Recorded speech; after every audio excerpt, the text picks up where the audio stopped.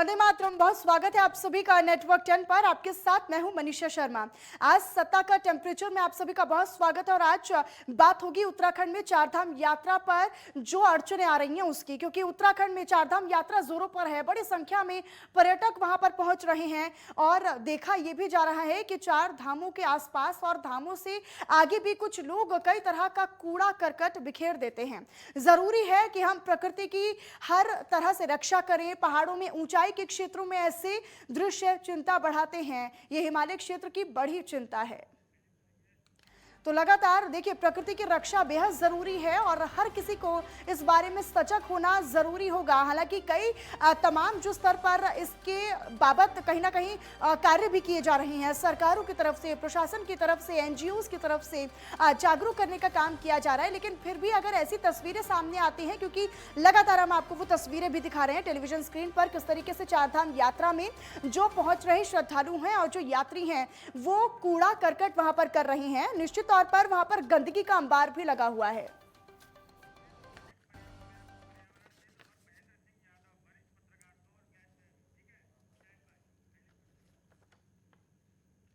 तो कहीं ना कहीं जो गंदगी का अंबार है उसे लोगों को जागरूक करना होगा और ये बेहद जरूरी भी है। आज सत्ता के टेम्परेचर में इसी पर खास चर्चा करेंगे। हमारे साथ दो मेहमान हमारे साथ अभी जुड़े हुए हैं, उनका तारुफ आपसे करवा देती हूँ। डॉक्टर कुलदीप मलिक जी हैं, पर्यावरणविद हैं। इस चर्चा में शामिल होने के लिए सर आपका बहुत स्वागत है। महेंद्र सिंह यादव जी हैं, वरिष्ठ पत्रकार हैं।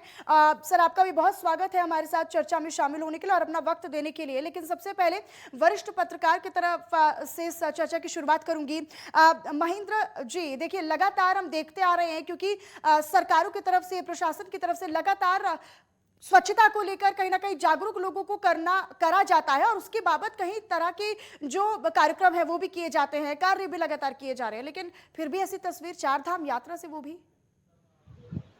जी मनीषा जी, पर्यावरण के प्रति जो हमारी सोच हो गई है वो उसमें एकदम ही हर तरीके से लापरवाही की हो गई है।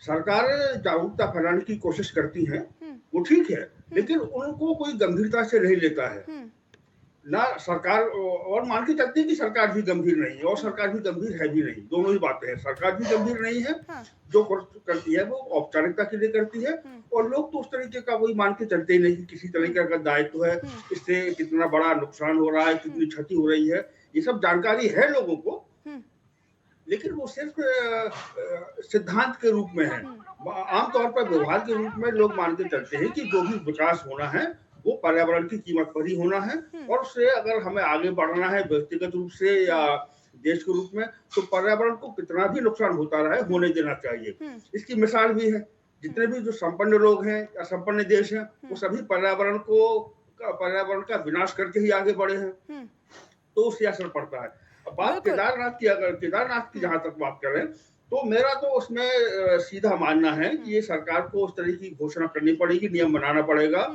कि जिनको केदारनाथ से प्यार नहीं है या केदारनाथ से श्रद्धा नहीं है, उनको केदारनाथ में उनकी एंट्री बैन करानी पड़ेगी, उनको आने से रोकना पड़ेगा। और ये कहने से मतलब नहीं कि वो उनकी धार्मिक श्रद्धा दिखा रहे हैं या वो कर रहे हैं। अगर आप आके वहां पर इस तरीके से कूड़ा फैला रहे हैं, गंदगी फैला रहे हैं, तो फिर आप मन में कितनी भी पूजा अर्चना और आप धार्मिक बने हो, वो धार्मिक नहीं माने जाएंगे, सबसे बड़े अधार्मिक माने जाएंगे ये। तो वहां पर आप जाइए, लेकिन कूड़ा फेंकने का क्या मतलब है? आप जाइए, अपने साथ में पैकेट लेके जाइए, कुछ कूड़ा है अपना लेके वापस आइए। अब एक बार जाते जाते लगातार इतने लंबे सिलसिले, मतलब पूरा कूड़ा घर एक तरीके से बना दिया है, कहने में शर्म आती है, इस तरीके की हालत खराब कर दी गई है। लेकिन इसके लिए बेहद कड़ाई से निश्चित तौर पर लोगों को जागरूक होना पड़ेगा और कहीं ना कहीं प्रशासन को भी इस बारे में सजग रहने की जरूरत होगी और कहीं ना कहीं इस पर एक्शन भी लिए जाने चाहिए। ठीक है डॉक्टर कुलदीप जी, पर्यावरण को किस तरह के नुकसान इससे पहुंच रहे हैं वो तो हमारा आप देखते ही हैं। किस तरह की आपदाएं लंबे वक्त से हम देखते आ रहे हैं। कहीं ना कहीं जब भी प्रकृति के साथ कोई खिलवाड़ करता है तो प्रकृति जो आपदा है वो भी आती है और उससे भारी नुकसान भी होता है। कितना जरूरी है लोगों को जागरूक करना, और निश्चित तौर पर यह भी है कि सरकार भी जागरूक कर रही है लोगों को, प्रशासन भी कार्य करता है, लेकिन चूक कहाँ हो रही है, लापरवाही कहाँ हो रही है? क्या प्रशासनिक स्तर पर लापरवाही है या फिर लोगों के स्तर पर लापरवाही है? देखिए मनीषा जी, सबसे पहले तो आपका बहुत बहुत धन्यवाद कि इतने सेंसिटिव मुद्दे को आप अपने टीवी चैनल के ऊपर यहाँ पे लोगों को दिखा रहे हो, और यही जागरूकता का एक सबसे बड़ा माध्यम है। जहाँ तक जागरूकता की बात है, अरे मैं तो कई बार सोचता हूँ कि इस देश का दुर्भाग्य है कि अगर देश के प्रधानमंत्री को झाड़ू उठा के लोगों को स्वच्छता का पाठ पढ़ाना पड़े, देश के प्रधानमंत्री को कहीं जो है कूड़ा बीनता हुआ देखना पड़े, तो अपने आप में सभी देश के नागरिकों को शर्म आनी चाहिए। और पर्यावरण को बचाना ये हर नागरिक की रिस्पॉन्सिबिलिटी है। और जहां तक जागरूकता की बात है, भाई जागरूकता में तो सबसे बड़ा रोल मैं तो मीडिया का सबसे बड़ा रोल मान रहा। अगर मीडिया आज कहीं ना कहीं पर्यावरण की बात करे, अरे मैं तो बार बार अलग अलग प्लेटफॉर्म से ये बात कहता हूं कि मीडिया के अंदर जो बातें चलनी चाहिए वो तो बात चलती नहीं। मीडिया के अंदर चलनी चाहिए इस देश के खराब होते हुए पर्यावरण की बात, मीडिया के अंदर चलनी चाहिए इस देश की बद से बदतर होती शिक्षा व्यवस्था की बात, मीडिया के अंदर बातें चलनी चाहिए इस देश में गिरते हुए लोगों के स्वास्थ्य की बात, और मीडिया के अंदर बात डॉक्टर चलनी कुलदीप चाहिए जी, देखिए इस देश नेटवर्क में टेन तो बढ़ती हुई जनसंख्या लगातार की बात। लोगों से जुड़े मुद्दे और लोगों से जो हित रखते हैं उन मुद्दों को हमेशा उठाता आया और आगे भी उठाता रहेगा, और यही वजह है कि आज हम और आप इस मुद्दे पर बात कर रहे हैं। और कहीं ना कहीं लोगों को इस बाबत सजग रहने की जरूरत है, और चूक कहाँ हो रही है ये समझना जरूरी होगा। और अगर जागरूकता फैलाई जा रही है तो उसे लोगों को क्यों नहीं उस पर प्रभाव पड़ रहा है उसका भी कहीं ना कहीं आकलन करना जरूरी होगा। जी मनीषा जी, आपने बिल्कुल सही कहा। और ऐसा नहीं कि लोगों के अंदर जागरूकता हो रही, और इस बात का तो आप अंदाजा देखो, मैं तो कई बार जब रोड के ऊपर चलता हूं तो पहले क्या था, लोग बड़ी बड़ी गाड़ियों में चलते थे, उससे जो है मतलब अपने कूड़े के पैकेट जो है गाड़ी से बाहर फेंकते थे। लेकिन आज मैं कई बार देखता हूं अगर कोई फेंकता है तो उसको लोग उस गाड़ी को रोकते हैं और बताते हैं कि भाई आपने गलत काम किया। तो ऐसा नहीं, लोगों के अंदर जागरूकता हो रही, और कहीं ना कहीं हम और आपको सबको जागरूक होना पड़ेगा। मैं फिर कह रहा, पर्यावरण बचाना केवल किसी एक इंडिविजुअल की रिस्पॉन्सिबिलिटी नहीं, ये मनीषा की या डॉक्टर कुलदीप मलिक की रिस्पॉन्सिबिलिटी नहीं, इस देश के अंदर 140 करोड़ लोगों को पर्यावरण के प्रति जागरूक होना पड़ेगा। और देखना पड़ेगा, अरे आज तो देश में सांस लेने के लिए हवा नहीं बची, पीने के लिए पानी नहीं बचा, तो पर्यावरण का कितना बुरा हाल है। सभी को इसके विषय में सोचना पड़ेगा और जागरूक होना पड़ेगा। जी मनीषा बिल्कुल, जी। कहीं ना कहीं और नुकसान भी लोग झेलते हैं, लेकिन फिर भी कहीं ना कहीं सबक और वो जो चूक है वो नजर आती है, सबक लोग लेने का नाम नहीं ले रहे हैं। ठीक है, महेंद्र सिंह जी, देखिए सरकारों की तरफ से भी लगातार तमाम वो चीजें की जाती हैं, कार्य किए जा रहे हैं, लोगों को जागरूक लगातार किया जा रहा है। और अगर हम सरकारों के प्रति जो कार्य किए जा रहे हैं उनकी बात करें तो एक बहुत बड़ा जो अभियान है स्वच्छ भारत मिशन, उसमें कहीं ना कहीं एक बहुत बड़ा उदाहरण है वो कहीं ना कहीं लोगों को जागरूक करने का। लेकिन फिर भी अगर चूक हो रही है, और इसके अलावा जो तमाम एनजीओज हैं जो बिना अपने स्वार्थ के सिर्फ और सिर्फ स्वच्छता के लिए वहां पर काम कर रहे हैं, वो भी कहीं ना कहीं फेल है। कहां पर चूक है, लापरवाही कहां समझ में आ रही है आपको? सभी स्तर पर है। जैसे मैंने पहला भी कहा कि सरकार की तरफ से जो प्रयास हो रहे हैं उनमें ज्यादातर दिखावा है। हाँ। और जो एनजीओ वगैरह भी चल रहे हैं उनमें से मैं ये कह रहा हूँ कि सभी इस तरीके से बेईमानी करते होंगे, लेकिन ज्यादातर जो है वो अपना एक किसी न किसी तरीके से कमाई का जरिया बनाए हैं, कुछ अवार्ड और पुरस्कार बने उसके जरिए बनाए हुए हैं। पर्यावरण के प्रति वैसे गंभीर ये है नहीं।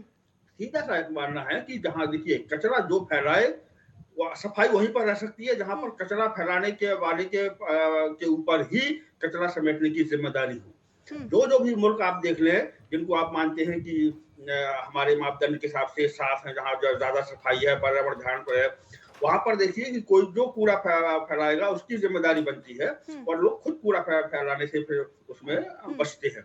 तो जब तक ये नहीं करेंगे कि भाई आप जहाँ जा रहे हैं, और इतने कोई आसान जगह नहीं, कोई मैदानी जगह नहीं कि चलिए आपने कर दिया बाद में सफाई कर्मी जाके सिमट लाएंगे।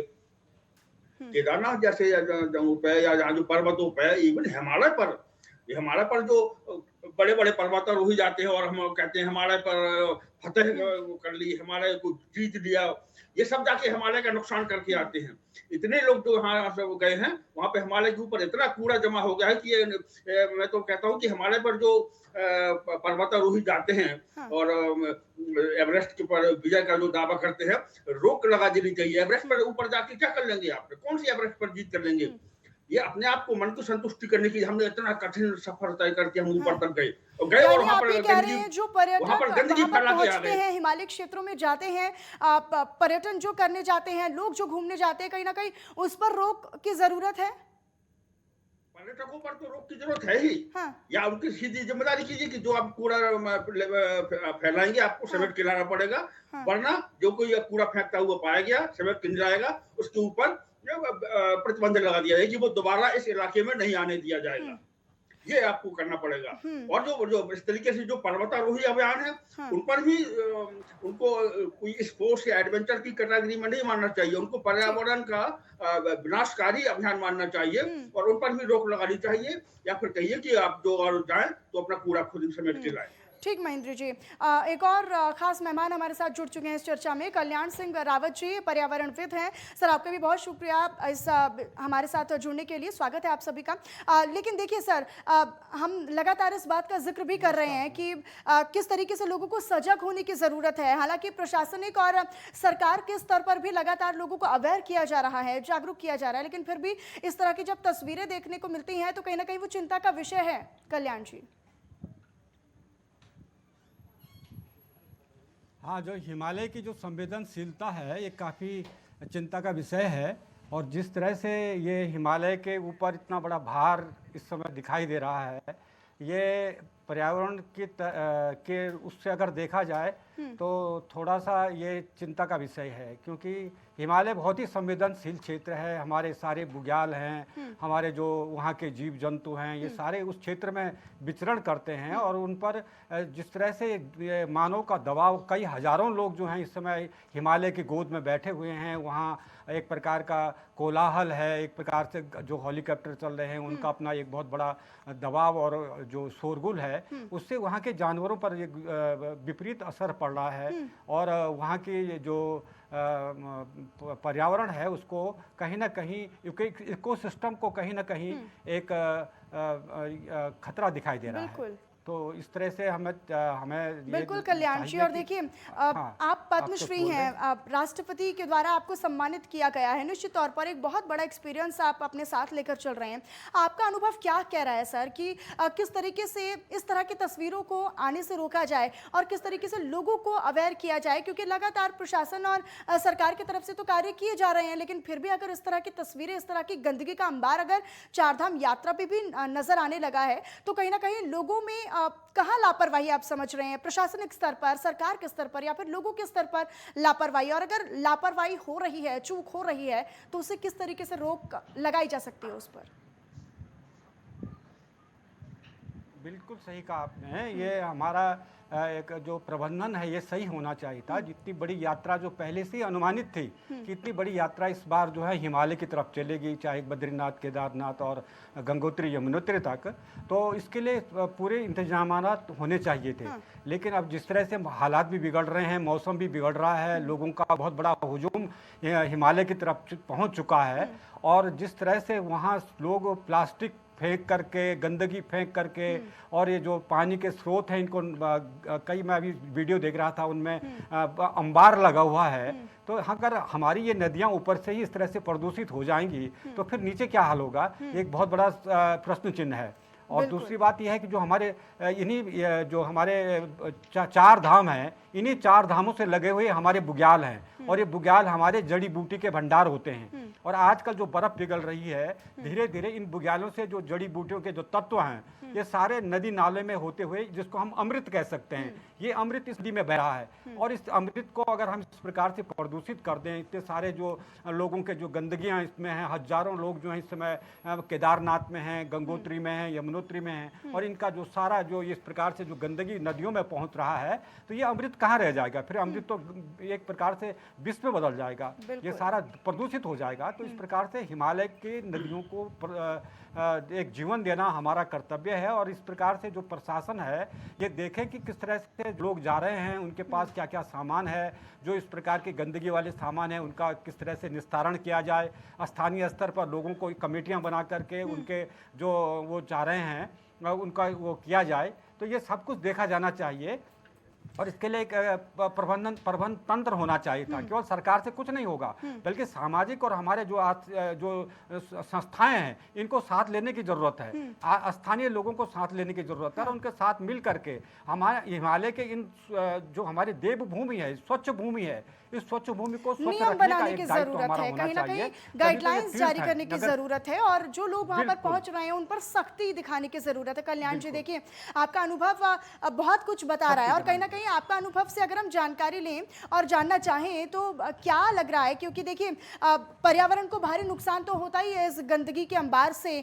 नदियां प्रदूषित होती हैं वो अलग, पक्षियों को नुकसान पहुंचता है वो अलग, और पर्यटकों पर, पर्यटन पर खासा असर भी पड़ता है वो भी अलग। और न केवल हिमालय क्षेत्रों पर बल्कि उसका जो असर है वो मैदानी क्षेत्रों पर भी पड़ता नजर आता है। आपदा हमने देखी है, प्राकृतिक आपदा भी आती रहती है, लेकिन फिर भी सबक लोग नहीं ले रहे हैं। किस तरीके से और कार्य किए जाने बाकी हैं? क्या आपको वाकई में लगता है कि सख्ती की जरूरत है, इसके लिए नियम कानून बनाने चाहिए, तब जाकर लोग अवेयर होंगे?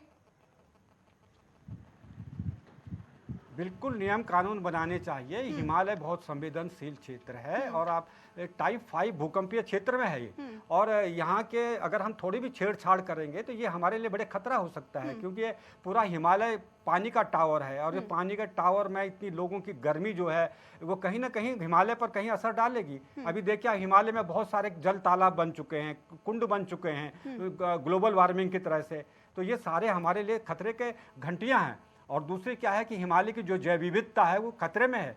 हिमालय की जैव विविधता में वो जो हमारे कस्तूरी मृग हैं, मोनाल हैं, स्नो लेपार्ड्स हैं, जो अब धीरे धीरे विलुप्त होने के कगार पे हैं, तो ये सारे के सारे जो हैं, जो मानवीय दबाव जो हिमालय में बढ़ रहा है उससे इन जंतुओं के ऊपर भी प्रभाव पड़ रहा है। ये अपने ऐसे स्थानों में चले जा रहे हैं जहाँ भयभीत होकर के, और कई जानवर ऐसे हैं कि जो भय के कारण चट्टानों से गिर जा रहे हैं और वो मौत के घाट उतर जा रहे हैं। तो इस प्रकार से हमारी जैव विविधता को भी बड़ा नुकसान हो रहा है। तो इस तरह से ये हमारे तो पहले हमारे परंपरा रही है, हमारे उत्तराखंड की देवभूमि की, जब हिमालय में जाते हैं तो वहाँ किसी भी प्रकार का शोरगुल करने की मनाही होती है। आपने सुना होगा कि देवी नंदा देवी राजजात जब जाती है तो पहले ये कह दिया जाता है कि हिमालय की तरफ कोई आवाज़ नहीं करेगा, सीटी नहीं बजाएगा, संगीत नहीं गाएगा, जोर से आवाज़ नहीं करेगा। ये पहले के नियम हैं और इन्हीं नियमों को हमें अनुपालन करना चाहिए।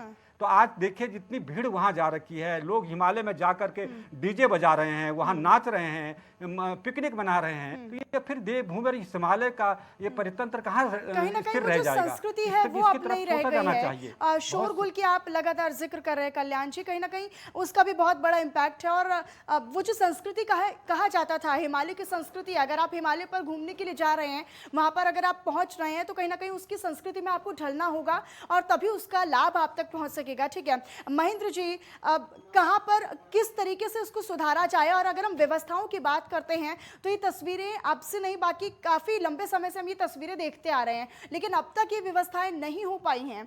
क्या समझ में आ रहा है, क्या कुछ कारण है कि अभी तक व्यवस्थाएं नहीं हैं? क्योंकि किसी भी व्यवस्था के लिए जो मैंने बताया, सरकार या जो गैर सरकारी संगठन या जो भी वो उस तरह से जैसे गंभीर है नहीं। ये सिर्फ शोर मचाने में यकीन रखते हैं, क्रेडिट लेने में यकीन रखते हैं कि देखिए हम कितनी कोशिश कर रहे हैं, हम कितना आह्वान कर रहे हैं, कितना जागरूक कर रहे हैं, कितना जागरूकता पर प्रचार कर रहे हैं। असल में वास्तव में ये गंभीर नहीं है, इसलिए इसका कुछ असर नहीं हो रहा है। और इसका परिणाम यही होगा कि देखिए हम नहीं सुधरेंगे तो कुदरत जो है, नेचर जो है, प्रकृति है, वो अपने आप सुधार देगी। फिर जब जिस तरीके की आपदाएं आती हैं तो उसके बाद में फिर रोया जाता है और तमाम तरीके की बातें होती हैं। लेकिन प्रकृति है, जो धरती है, वो अपने आप को ठीक करने का और अपने जो गुनहगार हैं उनको दंड देने का उसका फिर अपना तरीका रहता है। तो और ये ऐसे दंड पहले भी हम लोगों को भुगतने पड़े हैं और हम नहीं सुधरते हैं तो आगे फिर से यही समस्या सामने आएगी और आ ही रही है। अभी भी जो है जो जिस तरीके का माहौल हो गया, जिस तरीके का पर्यावरण, जिस तरह की हवा, जिस तरीके का पानी ये हो गया है, ये हम अभी उतना एहसास नहीं हो रहा है। लेकिन अभी हम सब जो बैठे हैं ये सारी सजाएं अभी हम भुगत रहे हैं। अभी भी जो हम हवा ले रहे हैं वो हमें साफ नहीं है, तो सजा तो हम अभी कर रहे हैं। लेकिन जो बड़ी आपदाओं के रूप में भी जरूरत पड़ेगी तो प्रकृति फिर वो तरीके अपना कर भी हमें दंड देगी और और बताई आने कि वाली आपने पीढ़ियों ये के लिए गलती भी बेहद ज़रूरी है, क्योंकि अगर हम अपने स्तर पर जागरूक रहेंगे, अपने स्तर पर अगर हम ध्यान रखेंगे तो कहीं न कहीं हमारी पीढ़ियों को भी लाभ होगा। डॉक्टर कुलदीप जी, देखिए कई सारे ऐसे संस्थान हैं जो अपने बिना स्वार्थ के इस प्रति कार्य भी कर रहे हैं और स्वच्छता के प्रति जागरूकता भी फैला रहे हैं। लेकिन फिर भी कहीं न कहीं लोगों में जागरूकता का अभाव है। आपको क्या समझ में आता है, इसका असर आने वाली पीढ़ियों पर कितना पड़ेगा? अगर इस पर अभी से ही नियंत्रण नहीं किया गया, अभी से ही इस पर रोक नहीं लगाई गई तो?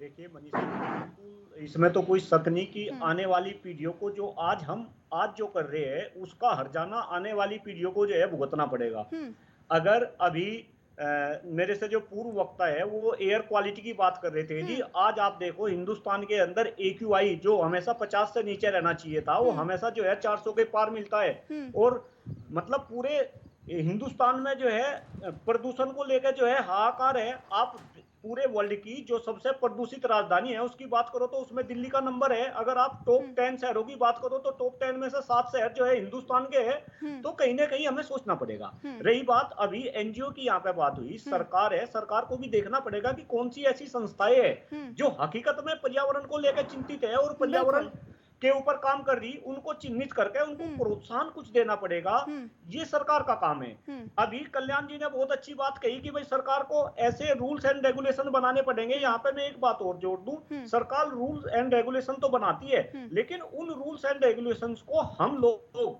आम नागरिक अच्छे से फॉलो करें। और हुँ, अगर कोई फॉलो नहीं करता तो उसको जो है दंडित कराया जाए। ये हुँ, प्रशासन का काम है कि जो हुँ, भी रूल्स एंड रेगुलेशंस है उनको प्रॉपरली फॉलो करा जाए। और हमें एक बात हम हुँ, सभी को समझनी पड़ेगी, ठीक। अगर इंसान को इस पृथ्वी पर जीवित रहना है तो कहीं ना कहीं जल, जंगल और जमीन को हमें ही बचा कर रखना पड़ेगा। बिल्कुल। कोई ऊपर के गिरे से कोई बचाने के लिए नहीं आएगा। ये हुँ, हर इंडिविजुअल की रिस्पॉन्सिबिलिटी है। ये हुँ, हम सभी को समझना पड़ेगा मनीषा हुँ। जी। जी। ठीक कुलदीप जी, बहुत महत्वपूर्ण और बेहद अहम आप चीज़ें बता रहे हैं, क्योंकि प्रकृति की रक्षा बेहद ज़रूरी है और हर किसी को इस बारे में सजग रहना पड़ेगा, अवेयर रहना पड़ेगा। आप सभी का हमारे साथ इस चर्चा में जुड़ने के लिए बहुत शुक्रिया। कल्याण जी, आपका भी बहुत शुक्रिया इस तमाम बातचीत के लिए, और इसके अलावा वरिष्ठ पत्रकार हमारे साथ जुड़े महेंद्र सिंह यादव जी, आपका भी बहुत शुक्रिया, और कुलदीप जी, आपका भी बहुत धन्यवाद हमारे साथ चर्चा में शामिल होने के लिए। तो प्रकृति की रक्षा बेहद ज़रूरी है और ये सबसे अहम और मुख्य बिंदु है। कहीं ना कहीं लोगों को अपने स्तर पर जागरूक होना होगा, और जिस तरीके से हमने चर्चाएं की और उस पर जो एक्सपीरियंस थे, उन्होंने कहा कि कहीं ना कहीं उस पर रूल्स एंड रेगुलेशंस बनाने की बेहद ज़रूरत है। और चलिए फिलहाल इसी के साथ मेरे साथ इस चर्चा में इतना ही। देश और दुनिया की तमाम और खबरों और जानकारी के लिए आप बने रहिएगा नेटवर्क 10 के साथ। जय हिंद।